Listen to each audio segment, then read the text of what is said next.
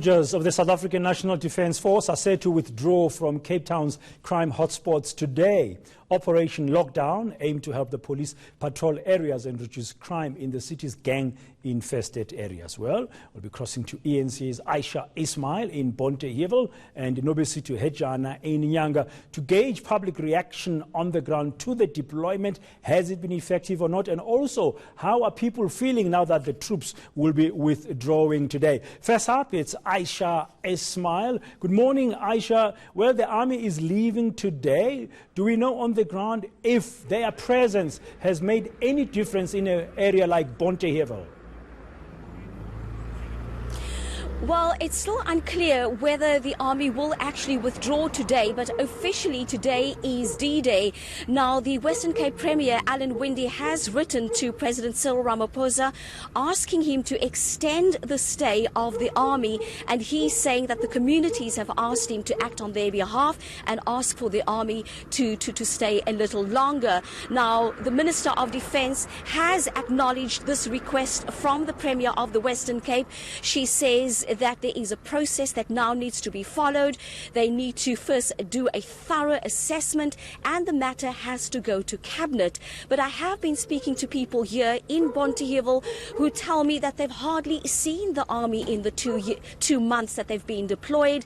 I've also spoken to school children, on the other hand, who say that they feel safe walking to school and coming back from school when they see the army. But I do have a guest with me, Henrietta Abrahams, who is a community leader, who will argue that the army is not the solution. I was talking to her earlier and we were talking about the socio-economic problems associated with gang-related violence. We were also talking about years of neglect and also about apartheid spatial planning. So I'm now joined by Henrietta Abrahams, a community worker here in Bontehevel. Henrietta, today is supposed to be D-Day for the army to withdraw, not only from Bontehevel, but also from other areas on the Cape Flats that have been identified as hotspots. How do you feel about this? To me, it's neither here nor there, because I don't think that the army has been very effective when it came to the Cape Flats and reducing the crime rate. I mean, up until today, now you have seen that there's a war going on in Hanover Park, there's a whole war going on in Manenberg, in Delft, everywhere. So it did not really bring the crime down for us, or our people dying in the meanwhile. So, yes, the army is here, but they have not been placed here in our area sort of 24/7. They did not do the base camps. So they're here for 2 hours, they leave. And then after that, we're sitting with our same amount of resources that we had before they came in. So that is not effective. In terms of asking the army for a stay, I don't know where the Premier gets his mandate from, to extending it to 6 months. We're coming Saturday, we're coming from a community crime summit in which 152 police precincts across the Western Cape, there was community members from your CPFs, from your street committees, from your development forums, from your neighborhood watches, from your whichever community based organizations and NGOs, and not in one single commission, not on the floor, in the plenary, not in the commissions. Nobody from the community structures have asked for an extension of the army to be here. So I don't know where he gets his mandate from. So what is the solution to the gang violence on the Cape Flats? The solution to the gang violence is that government and we as a society have to dig deep. We have to leave our political agendas. We have to look at what the real drivers of crime is. The real throwing our people into prison is not going to stop crime. They need to look at our joblessness, they need to look at unemployment. As long as we are unequal and as long as we don't speak to the issues of inequality, we will have crime and we will have violence. As long as we refuse to look at the trauma that our people are going through, losing a child, being an abused woman yourself, the intergenerational trauma, the fact that we have a lot of angry men walking on our streets, the fact that government is telling us we don't have enough resources to put social workers, psychologists and everybody on the streets to work with our people. The fact that they are ignoring that we have so many fatherless homes, we have single mothers that has to work, we have so many dysfunctional families, and we are left to our own devices. We cannot cope, we are poor, we are unemployed, we have dysfunctional families. There is hopelessness in our communities. But if we as communities also stand together and say, let's start taking ownership, let's start patrolling our streets, form our street committees, let's keep our children safe, let's keep our communities, our people when they go to work, let's keep them safe. That is what we can do, but government must come to the party, and they must stop the politics between national and provincial government, because at the end of the day, they don't live in these communities. They don't bury their children. They don't get robbed, neither do they get hijacked or smash and grab. So they don't relate to our issues. Henrietta, thank you so much for your time. And there we've heard from Henrietta Abrahams, a community worker here in Bonteheuwel, saying that the army is not a solution and that the problems here are socio-economic problems. Back to you, Dan. Thank you very much, Aisha Ismail, on the ground there in Bonteheuwel. Now let's go to another part of Cape Town, where else there's been all kinds of challenges. This time I'm joined by Nobesutu Hejana in Nyanga. Nobesutu, a very good morning. We saw the crime stats coming out last week. The Nyanga area, the Nyanga police station, was identified as one with the most murders in that part of the world in the past year. Now the news is that the army might be withdrawing today.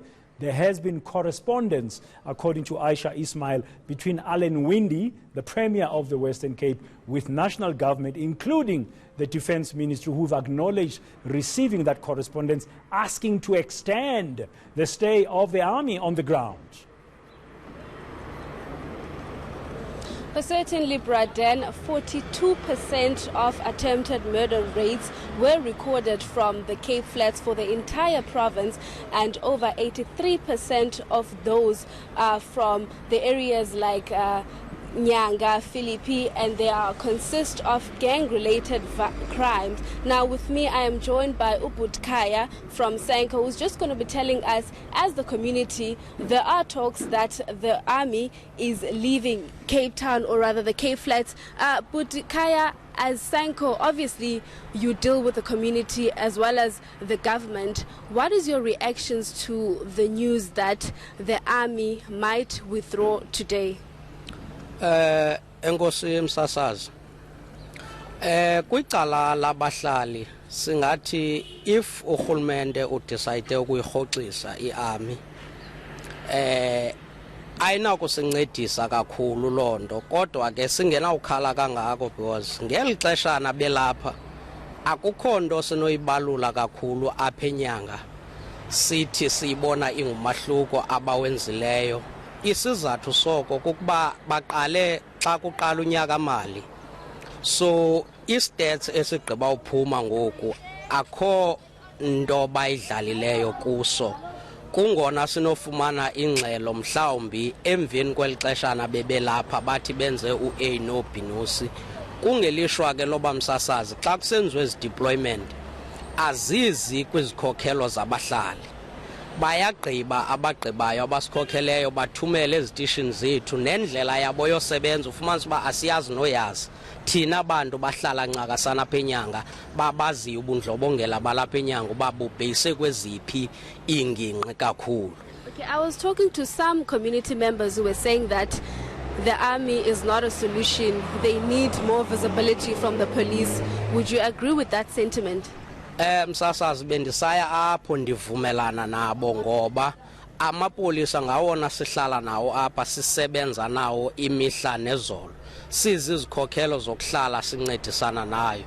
Njengoba sithetha ngoku apha kwesi sitishi sasenyanga sijamelene nomceli umngeni oba sishotelwa ngamapolisa msasazi. Apha kwesi sitishi awonelanga, umzekelo neven ezi zethu msasazi azonelanga kwesi sitishi. Mandiyichaphazele into ethi msasazi, xa kusenziwa ingxelo liphondo ngokusemaphepheni uyawufumanisa uba amaphepha xa kubhalwe phantsi athi we are well resourced, kube kungenjalo msasazi. Singabahlali basenyanga kunye nesikhokhelo asivumelani nento ethi esi sitishi si-well resourced, si-under-resourced msasazi. Ngase iphondo khe lijongane nalo mcelimngeni, lo mcimbi we-army khe liwurhoxise uba liyawurhoxisa, kodwa libe lizawujongana nokusongezela amapolisa, lisongezele iveni. Kungenjalo i-army lingakhe liyinike i-9 month ilapha, then singathetha into ebhetere xa benokwenza njalo. So going forward now, what is the plan? What do you think should be done to accommodate some of the issues that you were mentioning now, the shortage of staff as well as the police vans? Msasazi, ndicinga uba kwesi sitishi sixhomekeke kurhulumente weliphondo. Ngabo abanothatha isigqibo, ngoba msasazi, ndikwenzele nje umzekelo omncinci, ndingathi ngoku hamba ubheke phaa edolophini ujonge uba uzawufika zingaphi iiveni ozawugilana nazo ikona nekona zipatrola.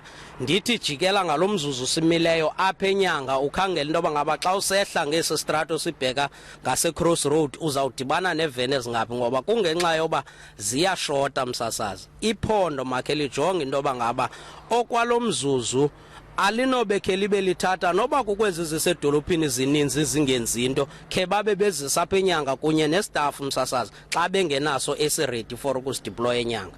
All right, thank you very much. That was Kaya from Senko. Well, Braden, they're saying that the army was not a solution.